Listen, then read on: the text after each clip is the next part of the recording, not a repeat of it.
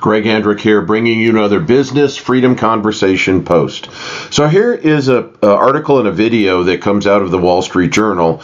The video after my intro here is William Powell talking about all the elements of the economy and how he doesn't think current policy is too tight, that inflation is coming down, and he doesn't want to go too far to damage it, and it's a good thing to hear him say this, that he is allowing time for the monetary policy to work. But the big item that goes unsaid is the federal deficit. The federal deficit, and we've run this one every year for the last 11 years. We're heading into the 12th year where this will happen, where we're spending $2 trillion more than we bring in taxes, and it's all borrowed money. And we finally reached the size of the deficit and the need to borrow, where we just had a bond market crash that you have to go back to 1786 to get as bad a performance in the bond market. And these large of a deficits, the deficit is currently 7.5% of GDP.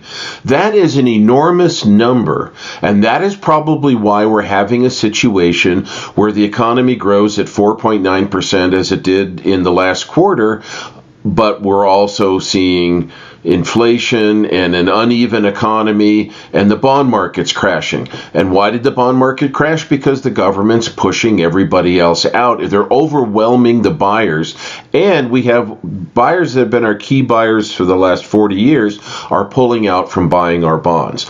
So what does all this mean? It means we're setting the table for an enormous disaster. And just remember that the Fed is also reducing the money supply by $90 billion a month. That's more than $1 trillion a year. It's actually almost $1.2 trillion a year. So that's a really big number. And the reason we should be worried as business people about reducing the money supply, less money, less transactions, less business, that was the problem with the Great Depression.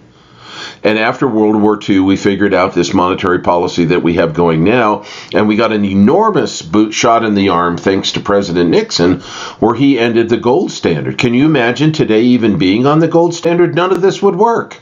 So I think we all have to be really prepared that a lot of things are about to break loose. You have to remember that our banks are sitting on over $3 trillion of unrealized losses because of the bonds, because of how high and how fast the Fed moved the interest rates. Interest rates up, value of a bond down, yield of the bond up. So we have a table set with some really massive stuff, and it is kind of amazing to me how little news the crash in the bond market is, because it's huge. But I think it's one of those things a few weeks from now we're going to look back at and say, there was the sign. So put your house in order. There's those 9 things you can do to survive stagflation, because that's what I believe we're heading into, particularly if the Fed continues to reduce the money supply. You're going to see the economy shrink. And it's stunning that it went up 4.9%, but that's because the government is spending money like a drunken sailor. And if nobody buys those bonds, they can't keep doing that. And things will come to a screeching halt, and the world will change in a day. We'll go from a 4.9% increase to some kind of a loss in the economy or contraction. We're starting to look more like Argentina. So, like I said, get your house in order. There are those 9 things you can do. If you need it, just give me a buzz and I can give you the Stagflation Survival Guide. It has all 9 of those things laid out. This is Greg Andrick, Business Freedom Conversation. I'll catch you on the next one. And I remain resolute in our commitment to returning inflation to 2% over time. A range of uncertainties, both old ones and new ones, complicate our task of balancing the risk of tightening monetary policy too much against the risk of tightening too little.